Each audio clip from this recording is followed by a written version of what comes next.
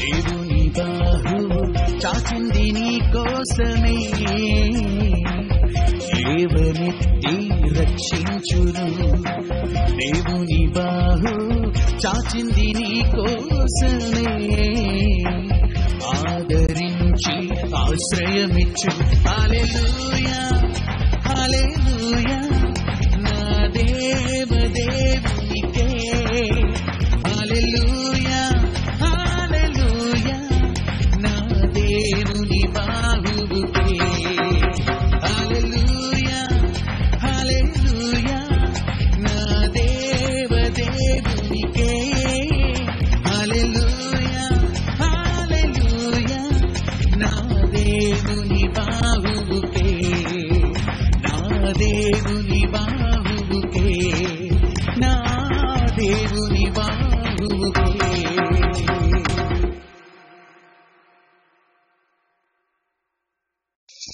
ప్రభునందు అతి మిక్కిలి ప్రియులైన దేవుని ప్రజలైన మీ అందరికీ మన ప్రభుల ప్రభువును రాసులకు రాసును ఆశీర్వాదాలకు కారణభూతుడైన దేవాతి దేవుని పరిశుద్ధ ప్రేమ కలిగిన నామంలో మీ అందరికీ వందనాలు శుభాలు దేవుని బాహు పరిచయాల తరపున తెలియజేస్తున్నాను. సర్వోన్నతుడును సర్వకృపాన్ని దేవాతి దేవుని యొక్క కృపా కాపుదల క్షేమ మీకును మీ అందుతున్న కార్యక్రమాలకు తోడయ్యండి. అన్ని విషయాలలో ప్రభు క్షేమను విస్తరింపజేసి మిమ్మల్ని బలపరచును గాక. విశ్వాసంలో భక్తిలో మిమ్మల్ని మీ కుటుంబ సభ్యులను స్థిరపరిచి ఆయన కృపతో వరిచే ప్రతి ఆశీర్వాదమును మీకు అనుగ్రహించును గాక. ఆమేన్. ప్రియమైన దేవుని వల్ల ప్రభు గత కాలమంతా కాచి కాపాడి సంరక్షించి మనందరి బ్రతుకులు ఆయన అనుగ్రహించిన నూతనమైన రోజు అనగా అక్టోబర్ నెల 2వ తారీఖు గురువారం దినమున ప్రభు మనకు అనుగ్రహిస్తున్న అనుదిన ఆహారము పరిశుద్ధ గ్రంథములో నుండి ద్వితీయోపదేశ కాండము 28వ అధ్యాయము 13-14 వచనాలు చదువుదాం. ద్వితీయోపదేశ కాండము 28వ అధ్యాయము 13-14 వచనాలలో దేవుని యొక్క వాక్కు అనుదిన ఆహారంగా ప్రభు మనకు అనుగ్రహిస్తున్నది. నేడు నేను మీకు ఆజ్ఞాపించు మాటలన్నిటిలో దేని విషయంలోనూ కుడికి గాని ఎడమకు గాని తొలగి అన్ని దేవతలను అనుసరింపకయు వాటిని పూజింపకయు నున్నెడల నీవు అనుసరించి నడుచుకొనవలెనని నేడు నేను మీకు ఆజ్ఞాపించున్న నీ దేవుడైన యెహోవా ఆజ్ఞలను విని వాటిని అనుసరించి గైకొని ఎడల యెహోవా నిన్ను తలగా నియమించును గాని తోకగా నియమింపడు. నీవు పైవాడుగా ఉండు గాని క్రిందవాడుగా ఉండవు. చివరి 2 లైన్లు చదువుతున్నాను ఈ రోజు. అనుదిన ఆహారము. యెహోవా నిన్ను తలగా నియమించును గాని తోకగా నియమింపడు. నీవు పైవాడవగా ఉండువు గాని క్రిందవాడవగా ఉండవు. దేవుడు ఈ ఉదయ కాలము ఈ వాక్యంలోని ఆశీర్వాదమును మనకందరికీ కూడా అనుగ్రహించునుగాక. ఆమేన్. ప్రభునందు ప్రియులారా, నీ దేవుడని యెహోవా ఆజ్ఞలను విని వాటిని అనుసరించి గైకొనిన ఎడల కలిగే గొప్ప ప్రయోజనము ఇక్కడ తెలియజేస్తున్నారు. దైవజనుడైన మోషే ద్వారా దేవుని ప్రజలైన వారికి కొన్ని నియమ నిబంధనలు, కొన్ని కట్టడలు, అన్నిటికంటే ముఖ్యంగా యెహోవా మాట శ్రద్ధగా వినటం వల్ల కలిగే ఆ గొప్ప ఆశీర్వాదాలేంటో ఆయన ఈ 28వ అధ్యాయంలో దేవుడు తెలియజేస్తున్నారు మోషే ద్వారా దేవుని ప్రజలైన వారికి. ఆయన అందుకని 28వ అధ్యాయం 1వ వచనంలో ఉంటది, నీవు నీ దేవుడని యెహోవా మాట శ్రద్ధగా విని నేడు నేను నీకు ఆజ్ఞాపించిన ఆయన ఆజ్ఞలన్నిటినీ అనుసరించి నడుచుకుని ఎడలా అని కిందకి నడుచుకుంటే ఎలాంటి ఆశీర్వాదాలు ఈ 14వ వచనం దాకా తెలియజేయబడుతుంది. కానీ 13-14 వచనాలు చాలా ప్రత్యేకమైన వచనాలండి. ఎందుకని అంటే ఇక్కడ దేవుడు ఒక వ్యక్తిని పైగా ఉంచాలన్నా, ఒక వ్యక్తిని తలగా ఉంచాలన్నా ఏం చేయాలి, ఏం కలిగి ఉండాలి అని కనుక ఆలోచన చేస్తే ఆయన అంటాడు 13వ వచనంలో, నేడు నేను మీకు ఆజ్ఞాపించే మాటలన్నిటిలో దేని విషయములో గాని కుడికి గాని ఎడమకు గాని తొలగి. మానవుడి యొక్క బుద్ధి ఎలాంటిదో దేవుడికి బాగా తెలుసు.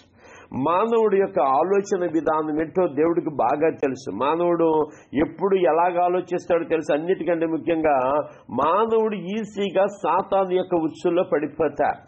నీ దేవుడి మాట ఏమింటావులే, నీ తండ్రి అయిన దేవుని మాట ఏమింటావులే అని చెప్పేసి వాడు ఈజీగా మోసం చేస్తూ ఉంటాడు. వాడు కుయుక్తి కలిగిన వాడు ఆ కుయుక్తి అనగా వాడు చేసే ఆ యొక్క పన్నే పన్నాగాలలో దేవుని ప్రజలైన వారు చిక్కుకుపోతుంటారు. దేవుడికి అది బాగా తెలుసు. అందుకని వీళ్ళతో అనేక రకాలైన హెచ్చరిక మాటలు, వాళ్ళని సరిచేయాలని, వాళ్ళని ధైర్యపరచాలని, వారు అటు ఇటుగా వెళ్ళిపోకూడదని, వారిని ఎన్ని రీతిలుగా కూడా వారిని హెచ్చరించినా వాళ్ళు తొలగిపోతూనే ఉంటారు.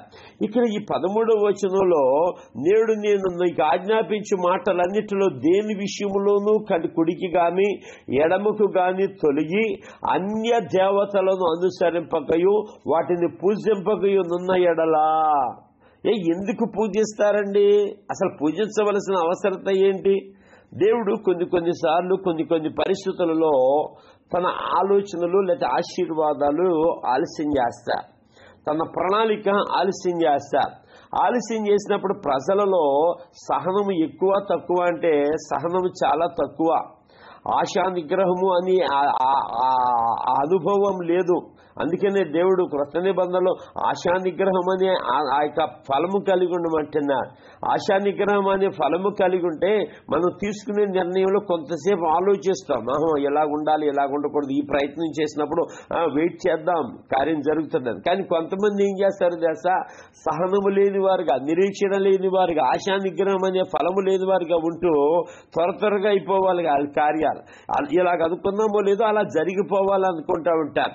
అసలు జరిగిపోవాలనుకుంటే దేవుడు అంటాడు అది వీళ్ళకి సూటబుల్లా కాదా? ఇప్పుడు ఫర్ ఎగ్జాంపుల్ దేవుడిని ఏదన్నా అడిగామనుకోండి, ఒకవేళ నేను ఏదన్నా ఒక ఆశీర్వాదం అడిగినప్పుడు ఆ రాజరత్నానికి ఇది అవసరమా, లేకపోతే అవసరమైతే దానివల్ల కలిగే ప్రయోజనాలేంటి, దానివల్ల కలిగే నష్టాలేంటి, దానివల్ల కలిగే ఆ పరిస్థితులు ఎలాగుంటాయి, ఇతనికి ఆశీర్వాదం ఇస్తే ఇతడు అర్హుడు కాదా, లేదా ఇతను ఆశీర్వాదం ఇచ్చిన తర్వాత ఇతడు దీన్ని కాపాడుకుంటాడా కాపాడుకోడా అనేది దేవుడు బేరీజు వేసుకుని ఆలోచించే సమయంలోనే మనమేమవుతామో తెలుసా?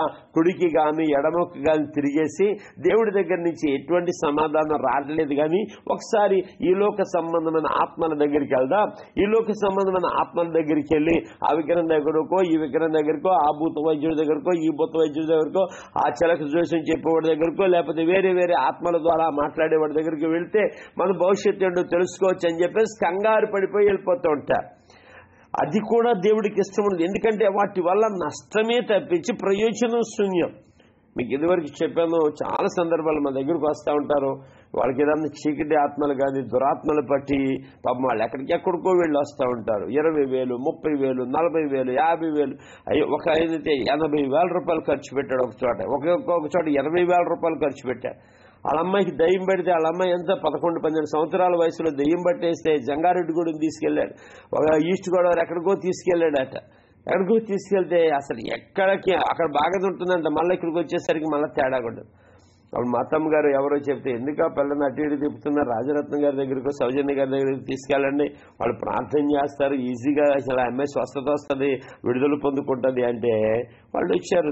మొత్తం ఫ్యామిలీ అంతా తీసుకుని వస్తే సంపూర్ణ రాత్రికి జరుగుతుంది, తీసుకురమ్మంటే తీసుకుని వస్తుంటే బండి మించి పడేసేసిందండి. పాస్టర్ గారు మేము రాత్రి తీసుకురాలేకపోతున్నాం కాదండి, పగలు తీసుకొస్తాం, ఆటోలో ఎక్కించుకోలేని మొత్తం తీసుకొచ్చారు. తీసుకొస్తే 5 నిమిషాల్లో యేసు నామం ద్వారా గొప్ప విడుదల జరిగింది. గొప్ప విడుదల జరిగితే ఆయన నాన్నగారు ఆశ్చర్యపోయి బాబోయ్ నోటి మీద ఏలేసుకుని నోటికి అడ్డం చేయబెట్టుకుని ఇంతగా పాపం చేశాను.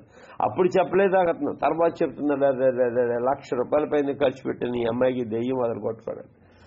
అక్కడికి వెళితే నష్టాలే తప్పించి లాభం లేదు. దేవుడి దగ్గరికి వచ్చింది, దేవుడేమి నువ్వు ఇగో ఎంతేవు నేను వదలగొడతావు అంతేగాని అని దేవుడు అండవు. ఒకవేళ అనేకనే సేవకుడు ఏదో దురుద్దేశముతో దురాశతో అడగొచ్చేమో కానీ అది దేవుడు అడగడు. అసలు ఎందుకు అడుగుతాడు? ప్రభునందు ప్రియులారా గమనించాలి. అయినప్పటికీ నీ సేవకులుగా మేము ఏ రోజు కూడా అలాంటి ఆలోచన వెళ్ళలేదు. ఎందుకంటే ధనాపేక్ష సమస్తమైన కీడులకు మూలం. డబ్బే వాక్యం చెప్తే అందిస్తారు, లేదా ప్రార్థన చేస్తే అందిస్తారని ఈ అనుభవాలు మాకు ఉండవు. అయితే అవసరం లేదా అండి డబ్బు అంటే? ఎందుకు అవసరం లేదు? దేవుడు ఏది అవసరమో, ఎంత అవసరమో, ఏ రీతిగా అవసరమో దేవుడికి తెలుసు. సరే, ఇక్కడ మనకి ఏమవుతుంది? ఇది ఎప్పుడైతే మనము దేవుని మాటలన్నిటిలోనూ దేని విషయంలో మనం తప్పిపోతున్నామో, ఎందుకని ఇందాక చెప్పాను కదా, ఆశా నిగ్రహము లేదు, మనకి సహనము లేదు, ఓర్పు లేదు. మనం ఏదన్నా ఒకసారి అనుకున్న దాన్ని నెరవేర్చుకోవడానికి ఏదో ఒక రకంగా ఎవరో ఒకరి ద్వారా అయిపోవటమే కావాలని చెప్పేసి చాలా మంది మన దగ్గర మూర్ఖులు వస్తూ ఉంటారు. మూర్ఖులు వచ్చి ఏదో ఒక రైతుగా పొరపాటు ఏంటండి, ఆ రోజు మా పరిస్థితి అలాగుందండి అందుకనే వెళ్ళామండి, ఆ రోజు మా పరిస్థితి అలాగుందండి లేకపోతే వెళ్తామా అండి అని చెప్పేసి అంటా ఉంటారు. నేనంటే పరిస్థితి అలాగుందంటే ఎలా కుదురుతుంది? దేవుని యొక్క వాక్యం చెప్తుంది, యెహోవాను వెతుకుడి. ఎవరిని వెతకాలండి? వెతుకుడి మీకు దొరుకును, తట్టుడి మీకు తీయబడును.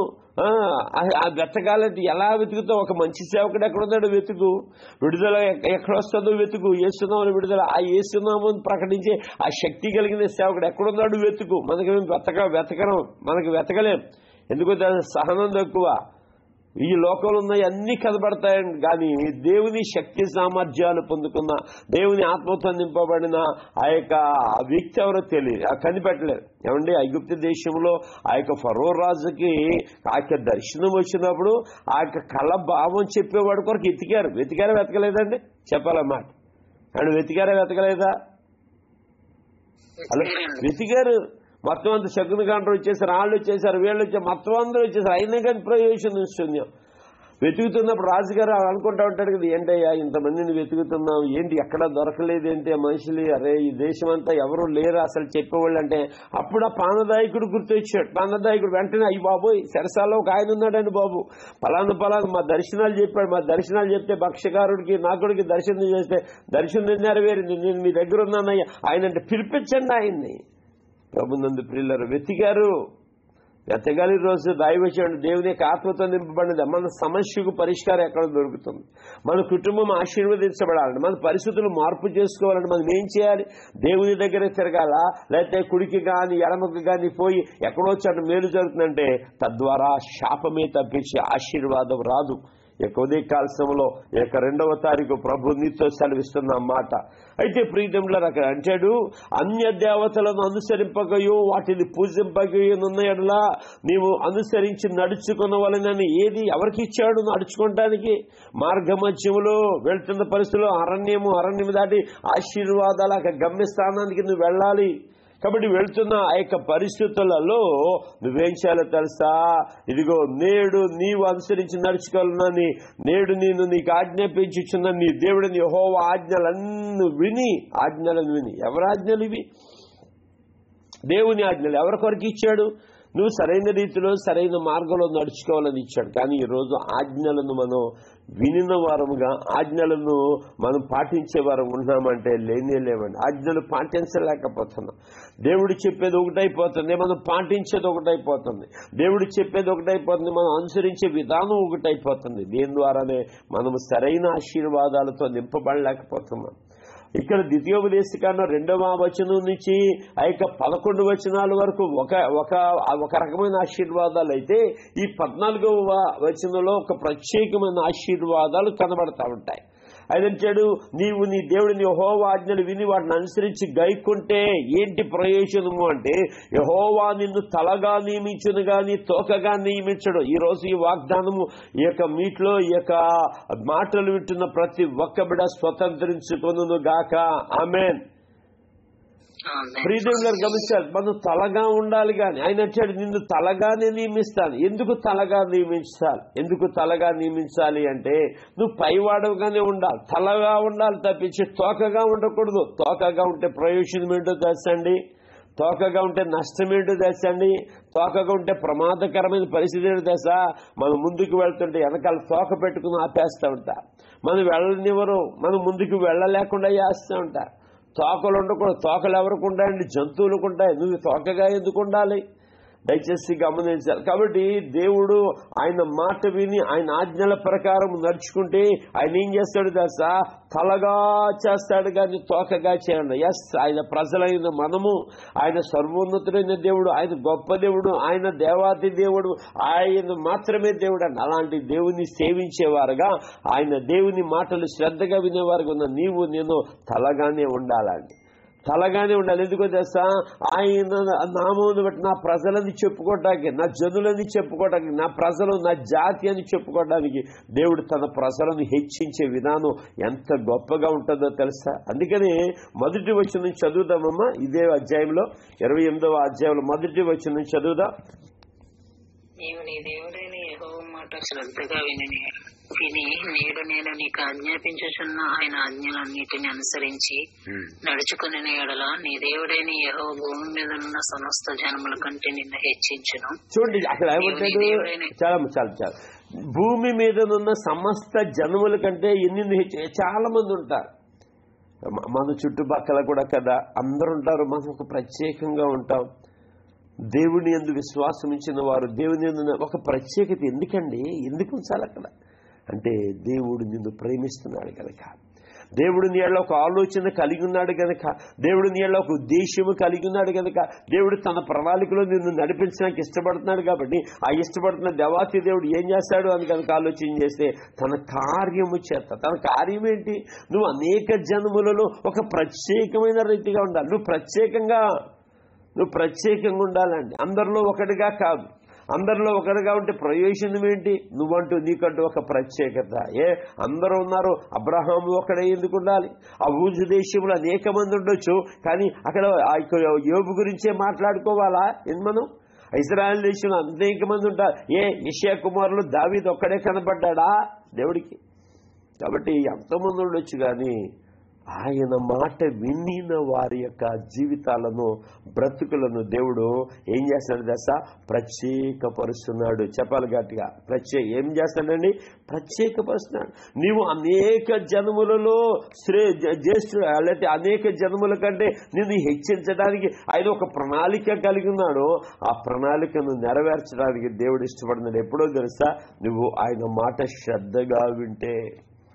ఆయన మాట శ్రద్ధగా వింటే నిన్ను హెచ్చిస్తాడు. ఇక్కడ ఆయన యొక్క ఆజ్ఞల ప్రకారం నడుచుకుంటే, నువ్వు కుడికి కానీ ఎడమకి కానీ తిరగకుండా, అన్య దేవతలు అనుసరింపకుండా, పూజించకుండా ఉంటే ఆయన ఏం చేస్తాడు దశ? నిన్ను తలగా నియమించడానికి ఇష్టపడుతున్నాడు.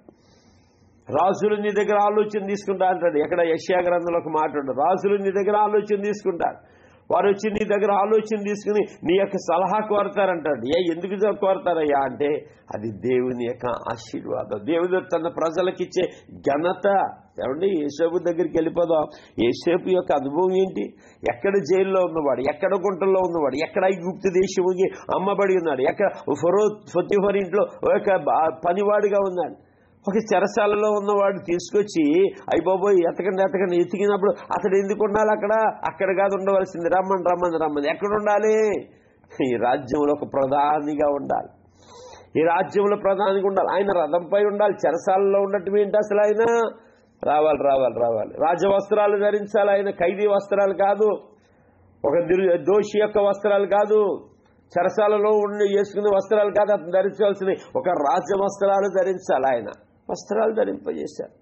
ఒక అధికారం. ఈరోజు మనకి ఏదైతే ఒకప్పుడు ఫర్ ఎగ్జాంపుల్ నేనున్నాను, ఒక మినిస్ట్రీ డైరెక్ట్గా లేకపోతే ఒక మినిస్ట్రీ ప్రెసిడెంట్గా నాకు స్టాంప్ ఉంటుంది. ఆ స్టాంప్ తర్వాత గెజిటెడ్ ఆఫీసర్ అనుకో ఒక స్టాంప్ ఉంటుంది వాళ్ళకి. ఒక హెచ్ఎం స్కూల్కి హెచ్ఎం ప్రిన్సిపల్ అనుకో ఒక స్టాంప్ ఉంటుంది వాళ్ళకి. ఆ స్టాంప్ అంటే సంతకం ఉంటుంది. అది ఆ రోజుల్లో అక్కడ స్టాంప్ ఏంటి తెలుసా? ఉంగరము ఒక స్టాంప్. యేసేపుని పిలిచాడు, ఉంగరము ధరింపజేస్తాడు. ఎందుకంటే ఇదిగో నీకు అధికారం ఇచ్చాను. ఒక రాజ్యముద్ర అన్నమాట వారి చేతిలో ఉంది. నిజంగా కదా, ఎంత అద్భుతం అండి. దేవుడు తలగా నియమించటం అనేది నిజంగా. అబ్రహామును ఒక తలగా నియమించాడండి. ఇగో యాకోబును ఒక తలగా నియమించాడు, యేసేపును ఒక తలగా నియమించాడు, మోషేను ఒక తలగా నియమించాడు, యెహోషువను ఒక తలగా నియమించాడు. ఇలాగే బైబిల్లో పరిశుద్ధ గ్రంథంలో అనేక మందిని ఆయా పరిస్థితులు బట్టి, ఆయా స్థితిగతులు బట్టి, ఆయా తరములలో, ఆయా జనరేషన్లో దేవుడు కొంతమంది తలగా నియమించారు. ఈరోజు దేవుని యందు ఆజ్ఞల ప్రకారం నడుచుకుంటే ప్రతి ఒక్కరిని కూడా దేవుడు ఎలా నియమించారు? తలగా నియమించారు. తలగా అంటే ఒక నలుగురిలో ఒకరిగా కాకుండా నలుగురిలో ప్రత్యేకించబడిన వారుగా, నీకంటూ ఒక గుర్తింపు, నీకంటూ ఒక స్ట్రాటజీ, నీకంటూ ఒక హై లెవెల్ పొజిషన్, నీకంటూ ఒక ప్రత్యేకతలు దేవుడు అనుగ్రహించే దేవుడు. ఆయన ప్రత్యేకతలు, ఆ ప్రత్యేకతలు వస్త్రాల్లో ప్రత్యేకత ఉంటుంది, నువ్వు అనిపించే సౌకర్యాల్లో ప్రత్యేకత ఉంటుంది, నువ్వు తినే పదార్థాల్లో ప్రత్యేకత ఉంటుంది. ఆ ప్రత్యేకత చూడటానికే కదండి ఆ షేబాదేశం నుంచి రాణి వచ్చింది. ఎవరు కలిగిన ప్రత్యేకతలు చూడటానికి? చెప్పాలి గట్టిగా, ఎవరు కలిగిన ప్రత్యేకతలు చూడటానికి? రాజు అయిన సొలొమోను కలిగిన ప్రత్యేకతలు చూడటానికి. ఆయన అనుకుంది జ్ఞానం చూడటానికి వచ్చింది. అంతకుముందు ఎవరికి లేదా అలాంటి జ్ఞానం? లేదు. అంతకుముందు సొలొమోను రాజు అవ్వచ్చు, దావీదు రాజు అవ్వచ్చు, వారి జ్ఞానం చూడటానికి ఎవరైనా వచ్చారా? లేదే. ఇతని జ్ఞానం ఏంటి? ప్రత్యేకత. ఇతడికి జ్ఞానం ఇచ్చింది దేవుడే, మరి వాళ్ళకి ఇచ్చింది దేవుడే, కానీ ఇతడి జ్ఞానం వేరు, ఇతడి జ్ఞానం వేరే. అతడు అడిగాడు, ప్రభువా నీవు ప్రత్యేకంగా ఉండాలి. దావీదు ప్రత్యేకత ఏంటి? యుద్ధ ప్రవీణుడు, యుద్ధం చేయగలడు బాగా. ఎవరినైనా సరే ధైర్యం. దావీదులో ఉన్నదేంటి? ధైర్యం. దావీదులో అక్కడ సౌలులో ఉన్నదేంటి? సౌలులో కూడా లక్షణాలు ఉన్నాయి. సౌలులో ఉన్నదేంటి దశ? అతడు ఈటి విసిరి విలుకాడు. అతడు ఈటి విసిరాడంటే ఆ శత్రువు ఎవడైనా సరే ఆ ఈటి నుంచి తప్పించుకోలేడు. ఒక్కొక్కరికి ఒక్కొక్క ఆధిక్యత, ఒక్కొక్కరు ఒక్కొక్క ఆధిక్యతలో వారు నడిపించబడ్డారు. మోషే నాయకత్వ లక్షణాలు, యెహోషువ నాయకత్వ లక్షణాలు ఆయనకి ఇచ్చాడు. ఎంత అద్భుతమండి.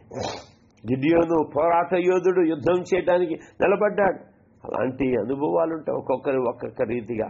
ఇక్కడ సొలొమోనును దేవుడు తలగా అనిపించినప్పుడు సొలొమోను యొక్క జ్ఞానం చుట్టాకి వచ్చి అసలు ఆయన ప్రత్యేకతలు చూసి ఆశ్చర్యపడిందండి. ఆయన అసలు ఆ ప్రత్యేకతలు ఏంటో తెలుసా? అసలు ఈయన వస్త్రాలుగా చూడలేదామా? అక్కడ భోజనం బల్ల దగ్గర వడ్డించే వస్త్రాలు వారు ధరించిన వస్త్రాలు చూసి ఆశ్చర్యపోయింది. అయ్యో ఏంటి ఇంత ప్రత్యేకంగా ఉన్నాడు ఆయన, తన సేవకులు ప్రత్యేకంగా పెట్టుకున్నాడు ఆయన, వారిని ఒక ప్రత్యేకంగా ఉంచాడు. ఏంటంటే దేవుడు సొలొమోనుతో పుట్టిన తన గృహ ఆ యొక్క సేవకులను కూడా దేవుడు తలగా నియమించాడండి. ఆమె చెప్పండి గట్టిగా ఆమెన్. ఈరోజు నువ్వు చాలా మంది మంచి ఆశీర్వాదాలు ఉంటాయి, డబ్బులు ఉంటాయి, ఆస్తులు ఉంటాయి, ఐశ్వర్యాలు ఉంటాయి, కానీ వారు తలగా ఉండరండి తెలుసా? ఎవరికి తెలియదు, పక్కింటి వాళ్ళకి తెలియదు. చాలా మంది కూడా వారు కలిగిన ఆశీర్వాదాలను, వారు కలిగిన వాటిని బట్టి వారు ఏం చేస్తారు తెలుసా? సంతోషించరు. వారు కలిగిన ఆధిక్యత ఇతరులకు కనబడకుండా చూసుకుంటూ ఉంటారు. మనం ఎవరికే కనబడకూడదు. ఎవరికి కనబడకూడదంటే నష్టం ఉంది. అదేంటి పాస్టర్ గారు? ఎవరికి కనబడకూడదంటే నష్టం ఏంటి అంటే ఎవరి మహిమ వెల్లడవుదో తెలుసా? ఏమండి, నువ్వు కలిగిన ఆశీర్వాదాలను బట్టి ఎవరు కలిగినది ఏదైనా ఉందంటే అది దేవుడి వల్లే కలిగిందని నీ సాక్ష్యం బయటికి రాదు. నువ్వు మరుగు చేసుకుంటే, నువ్వు మరుగు చేసుకుంటే దేవుని ఆశీర్వాదాలుగా దేవుడు ఇచ్చిన ప్రతి తలాంతులు నువ్వు మరుగు చేసుకుంటే. అందుకనే దీపము వెలిగించిన మీదట ఎక్కడ పెట్టాలండి? ఎక్కడ పెట్టాలి? దీపస్తంభం మీదనే పెట్టాలి. నువ్వు ఆశీర్వాదం పొందుకున్న తర్వాత ఆశీర్వాదం బయటకు వస్తే ఇతడు ఎలా ఆశీర్వదించబడ్డాడు అంటే, ఇతడు ఎలాగా ఆశీర్వదించబడ్డాడు? ఇతడు అంతకుముందు తలగా లేడు కదా, ఇప్పుడేంటి తలగా ఉన్నాడు? అంతకుముందు నలుగురిలో ఒకటిగా ఎక్కడో మూల ఉండేవాడు కదా, ఇప్పుడేంటి ప్రత్యేకంగా ఉన్నాడు? అంతకుముందు ఎవరికీ తెలియదు కదా, ఇప్పుడు ఎందుకు అందరికీ తెలుస్తున్నాడు ఇతను అంటే ఇతడు దేవుడు తలగా ఇచ్చాడు. ఆశీర్వాదాలు ప్రత్యేకించి ప్రభునందు ప్రియులారా గమనించాలి. మన సొసైటీ మనల్ని అబ్జర్వ్ చేస్తుందా, చేయట్లేదండి అమ్మా? సొసైటీ అబ్జర్వ్ చేస్తుంది. నేను సీసీ కెమెరాలు బోర్డు అండి, మనకి అనేక నేత్రాలు మనల్ని చూస్తూ ఉంటాయి. వాళ్ళకి పని ఏమీ లేదు, వాళ్ళకి పని పాటలేదు. వీళ్ళు అలాగుంటారు. వీళ్ళు ఏంటి ఎలా చంపాలి, వీడి జీతం ఏంటి, వీడి ఉద్యోగం ఏంటి, వీడిగా ఎలా వస్తాయి, ఇవన్నీ కూడా చూస్తూ ఉంటారు. దేవుడికి తెలుసు, చూస్తూ ఉంటారు. కాబట్టి ఆ జనము మధ్య బుద్ధిమంతులైతే ఆకాశ మండలంలోని జ్యోతుల వలె ప్రకాశించే అనుభవం కావాలి.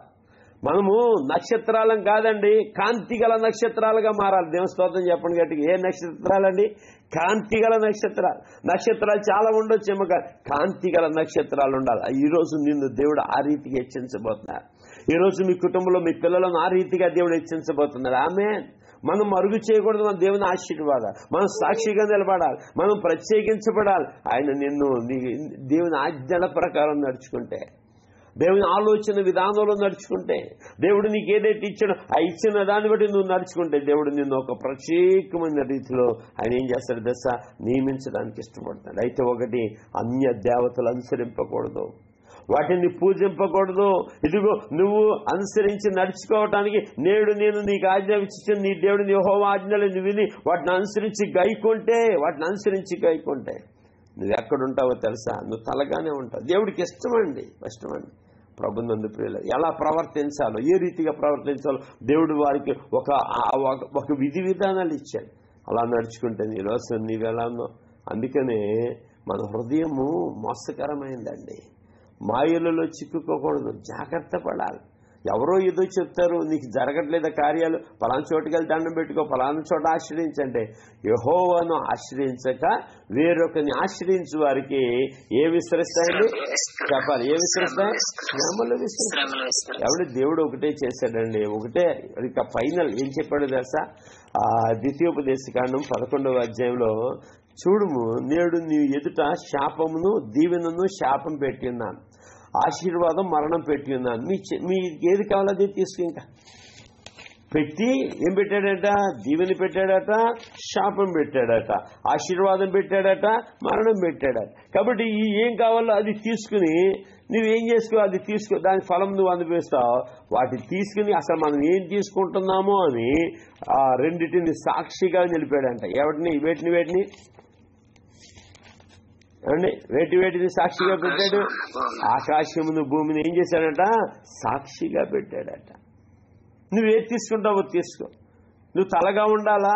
దేవుని ఆజ్ఞలను అనుసరించి వాటిని గైకొని నడుచుకోవాలి.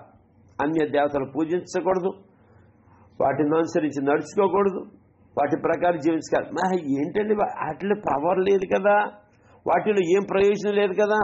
లేదు అయినప్పటికీ ఎందుకు నువ్వు నష్టపోతావు కదా. వాడు లాగేస్తాడు, నీ ఆశీర్వాదాలు లాగేస్తాడు, నీ కలిగినదాన్ని లాగేస్తాడు. రావాలి రప్పించి ఎంత ఇవ్వాలి, ఇంత అవుతుంది, ఈ సమస్యకు పోవాలంటే ఇంత అవుతుంది అని చెప్పేసి. ప్రభునందు ప్రియులారు గమనించాలి. మరి మీరు అనొచ్చు, కొంతమంది పాస్టర్ గారు ఏదైనా ఉపవాస ప్రార్థనలు పెట్టండి అయ్యా ఇంట్లో అంటే ఏదో అడుగుతారు. వాళ్ళు ఏదో కక్కుర్తిపడి అడుగుతారు, ఏదో ఛార్జీలకో లేకపోతే వాళ్ళకి ఏదో బ్రతకడానికి. అది తప్పే. ఎందుకో తెలుసా? ఫలమిచ్చేవాడు యెహోవా. ఎవరండి ఇచ్చేది? ఫలం ఇచ్చేది ఎవరండి? చెప్పాలి గట్టిగా. ఫలం ఇచ్చేది యెహోవా. ఒకసారి ఒక ఫ్యామిలీ మమ్మల్ని రమ్మని ఎంత బతిమలాడిందో. నేను పాస్టమ్ గారితో పాటుగా కూడా కొంత ప్రార్థన పెట్టమంది. సర్లే మేము వెళ్తా, కొంతమంది స్త్రీలను తీసుకుని వెళ్ళాం. అలా పొద్దున్న వెళ్తే సాయంత్రం దాకా రాము ఇంకా, ఎందుకంటే అంత దూరం అది. అంత దూరం వెళ్ళి ప్రార్థన పెట్టాం. పాపం ఏదో భోజనం పెట్టింది, ఏదో చిన్నది, ఏదో మేము సర్దుకుని వచ్చేస్తుంటే సరే కానుక ఇచ్చింది. సర్లేమ్మా చాలా సంతోషం. నాకేంటంటే ఎవరన్నా కూడా తీసుకెళ్తే వాళ్ళకి ఏదన్నా ఇవ్వాలి, ఫ్రూట్స్ లేకపోతే పాపం సాయంత్రం వాళ్ళ ఇంటికి వెళ్తారు, పిల్లల దగ్గరికి వెళ్తారు, ఏదన్నా స్వీట్స్ అయ్యో కొనిస్తాం. గబగబా వాళ్ళకి తల 200 పెట్టు 300 పెట్టు వాళ్ళకి ఫలాలు కొనిచ్చాను, ఏదో కానుక ఇచ్చుంటారు కదా అని చెప్పేసి. సరే అని చెప్పేసి మొత్తం ఆ రోజు నాకు 2000 రూపాయలు ఖర్చు అయిపోయింది. సరే ఎందుకని అక్కడ ఆగి పెట్రోల్ కొట్టిద్దాం కదా అని చెప్పేసి తీస్తే దాంట్లో 150 రూపాయలు ఉన్నాయి. అరే చూపు మన మనసు ఎంత కష్టపడి వీళ్ళందరికీ కొనిపించేశాను నేను. అరే 150 రూపాయలు ఇచ్చారా అని చెప్పేసి సర్లే మళ్ళీ అనుకుని చదువుకోకూడదు కదా దేవుని ఎదుట. ప్రభా క్షమించండి ప్రభా అని చెప్పేసి ఇంటికి వచ్చి అలాగే రిలాక్స్ అయ్యి కొంచెంసేపు కూర్చున్నాను. ఎవరో ఫోన్ చేశారు, పాస్టర్ గారు ఇంటికాడే ఉన్నారా అని. ఇంటికాడే ఉన్నామంటే వస్తున్నాం పాస్టర్ గారు ప్రార్థన చేయించుకుంటాకంటే సరే అమ్మా రండి అన్నాను. రెండంటే వచ్చారు, ఒక ఫ్యామిలీ భార్యాభర్తలు ఇద్దరు వచ్చారు. వాళ్ళు ప్రార్థన చేశారు. సాయంత్రం 7:30-8 గంటలకు, అప్పుడు గూగుల్ మీట్ లేదు. సరే ప్రార్థన చేసి అలాగే కొన్ని విషయాలు మాట్లాడి వారు ప్రార్థన చేశారు. దేవుడు వారితో మాట్లాడి వారు సంతోషించారు. సరే పాస్టర్ గారు ఇది కానుక తీసుకోండి అంటే వద్దులేమో చందా పెట్టలేసాను, పర్లేదులే వెళ్ళిపోండి అన్న. లేదండి చందా పెట్టలేసాను, లేదండి మీ చేతులు పెడతామండి. సర్లే ప్రార్థన చేసి తీసుకుంటే సర్లేని అక్కడే చర్చిలో చూస్తే వాళ్ళు వెళ్ళిపోయిన తర్వాత 5,000 రూపాయలు ఉన్నాయండి. ఎంత ఉన్నాయండి? 5,000 రూపాయలు ఉంది ఆ రోజే. అంటే నా కుమారుడు ఎక్కడ సణుక్కుంటాడో, నా కుమారుడు ఎక్కడ బాధపడిపోతాడో ఫలితం లేదు పొద్దున్న అని చెప్పేసి అని. నిజంగా వాణి క్రియలు చెప్పింది. ఎవరి క్రియలు చెప్పిందండి? ఫలం ఇచ్చేవాడు ఆయనే. క్రియల ఫలమును మనకు అనుగ్రహించేది ఆయనే. మనం ఎందుకు సిగ్గుపడాలి, మనం ఎందుకు అధైర్యపడాలి, మనం ఎందుకు దేవుని ఏంటి ఇంత కష్టపడాలి? అది కూడా ఇష్టపడదు దేవుడికి. ఏమంటే కష్టమేముంది? దేవుడు ఇచ్చిన దాన్ని మనం నడుచుకో. విశ్వాసం ఇచ్చాడా? నువ్వు విశ్వాసం ఉంచు, ఫలం ఖచ్చితంగా నువ్వు పొందుకుంటావండి. ఆమె దేవుడికి ఇష్టమైనది దశ. నువ్వు ఆయన చెప్పినట్టుగా నడుచుకుంటే నువ్వు తలగానే ఉంటావు. తలగా ఉండటం అంటే ఏంటి దశ? దేవుని ఆశీర్వాదాలు చూసి, దేవుని ఆశీర్వాదాలు అనుభవిస్తూ, ఆ ఆశీర్వాదాలను బట్టి లోకములో నువ్వేం చేస్తావో తెలుసా? కనబడాలి లోకములో. అందుకనే దీపం వెలిగించి దీపస్తంభం మీద పెట్టాలి, కానీ మంచం మీద కంచం మీద పెడితే ఎవడు చూస్తాడు అది వెలుగు? ఎవడికి ఉపయోగం వెలుగు వల్ల? కాబట్టి ఈరోజు నీ యొక్క ఆశీర్వాదం, నీ దీవెన నువ్వు పొందుకునే ప్రతి విధమైన దాన్ని బట్టి దేవుడు నిన్ను తలగా చేస్తాడు. కాబట్టి యెహోవా నిన్ను తలగా నియమించును గాక. ఆమేన్. రెండోది నువ్వు పైవాడవుగానే ఉండాలి, మాట పైగా ఉండాలి. మనం ఏదన్నా సరే ఒక డిస్కషన్లో మన మాటే పైగా ఉండాలి. ఎందుకంటే కాస్త దేవుడు నీకు ఇచ్చిన ఆధిక్యతను బట్టి. ఆ మాట అంటే పెచ్చగా వెళ్ళిపోయి మూర్ఖంగా వెళ్ళిపోయి మాట్లాడటం కాదు, ఒక పద్ధతిలో మాట్లాడతాం. కాబట్టి నువ్వు పైవాడుగానే ఉండాలి. ప్రతిదీ నీ చెయ్యి పైగా ఉండాలి, నీ యొక్క ఆలోచన పైగా ఉండాలి, నీ యొక్క ప్రణాళిక కూడా పైగానే ఉండాలి. అంతే తప్పించి మనం ఏదో తగ్గించుకుని మనం చేయలేములేండి, మా వల్ల కాదులేండి, మా వల్ల ఉన్నదాన్ని మనం అనుభవించలేకపోతాం. ఏమంటే ఏది ఇచ్చినా సరే మనకు అనుభవించడానికి ఇచ్చాడా, లేకపోతే మనం అనుభవించకుండా మనం సర్దేసుకుని ఏం చేసుకుండా ఏమి తినకుండా తాగకుండా అన్ని సంపాదించిందంత సొలొమోను అంటాడు కదా, నువ్వు సంపాదించింది కష్టపడింది అంతా కూడా వెనకాల ఎవడికో ఇచ్చేసి రావాల్సిందే. ఎవడు స్వతంత్రించుకుంటాడో నీకు తెలియదుగా, ఎవడు స్వతంత్రించుకుంటాడో నీకు తెలియదు. నువ్వు కష్టపడ్డావు, అన్నీ ఇచ్చావు, కానీ ఏం ప్రయోజనం, అది ఎవరు తీసుకుంటాడో. కాబట్టి అన్నిటికంటే అన్నీ ఏమన్నాడంటే వ్యర్థం అన్నాడు. కాబట్టి ఇక్కడ దేవుడు అంటున్నాడు, ఇదిగో నువ్వు తలగా ఉండాలి, నువ్వు పైవాడవు ఉండాలి, కిందవాడవు ఉండకూడదు. కిందవాడ ఉంటే ఎవరికి తెలుస్తుంది, తోకగుంటే ఎవరికి తెలుస్తుంది అండి, తోక ఎంతకాలం ఉంటుందండి. నువ్వు తలగా ఉంటే అందరూ చూస్తారు, అమ్మో ఇలా ఇతని ఆశీర్వాదాలేంటి, ఇతడు ఎలా ఉంటున్నాడు, ఇతన్ని అబ్జర్వ్ చేసి నిజంగా అప్పుడు కొంతమంది దాన్ని బట్టి ఫాలో అవుతారంట, ఫాలోవర్స్ పెరుగుతారు. ఇతన్ని ఫాలో అవ్వాలి, ఇతని ఆలోచన ఫాలో అవ్వాలి, ఇతను ఏం చేస్తాడు, ఎలాంటి భక్తి కలిగినా ఇతను ఫాలో అవుదాం. కాబట్టి నిన్ను అలా ఫాలో అవ్వాలి అంటే నువ్వు దేవుని మాట వినాలి, శ్రద్ధగా వినాలి, దేవుని ఆజ్ఞల ప్రకారం నడుచుకోవాలి. అంతేకాకుండా కుడికి కానీ ఎడమకు కానీ తొలగిపోకూడదు.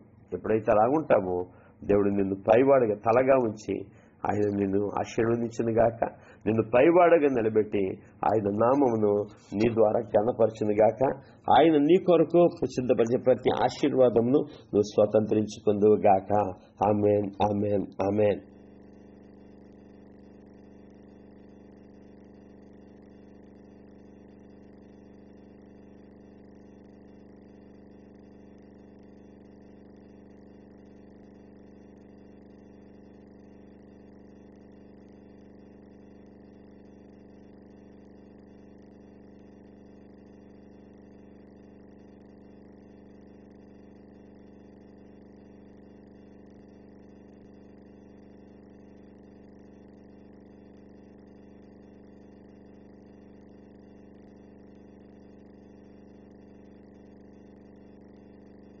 ప్రభునందు ప్రియమైన దేవుని వల్లరి ఇంతవరకు దేవుని యొక్క వాక్యం విన్నారు కదా. నిజమే, దేవుడికి ఇష్టం ఏంటో తెలుసా, ఆయన మాట విన్న వారిని తలగా నియమించడం, అలాగే వారిని పైవారుగా ఉంచడం. కాబట్టి మీరు తలగా ఉండాలి, పైవారుగా ఉండాలని ఆశీర్వదిస్తున్నాం. ప్రార్థన చేసుకున్నాము. సర్వోన్నత సర్వకృపానిధి మా ప్రభా నీకు వందనాలు చెల్లిస్తున్నాం తండ్రి. ఆయా భూమి మీద నీ ప్రజలైన వారిని ప్రభా నువ్వు తలగా నియమించే దేవుడు కానీ తోకగా నియమించే దేవుడు కాదు. కాబట్టి ప్రభా నువ్వు పైవాడుగా ఉంచుతావు కానీ క్రిందవాడుగా ఉంచు కానీ మేము చేయవలసింది ఏంటంటే అయా మాకు వెల్లడిపరిచావు నీకు స్తోత్రాలు. మేము కుడికి కానీ ఎడమ కానీ తిరగకుండా అన్య దేవతలు పూజించకుండా ప్రభా నైనా మాకు మీరు అనుగ్రహించిన ఆజ్ఞల ప్రకారం, ఆ రోజు ఇజ్రాయెల్ ఆజ్ఞల ప్రకారం కొంతమంది నడుచుకోలేదు ప్రభా.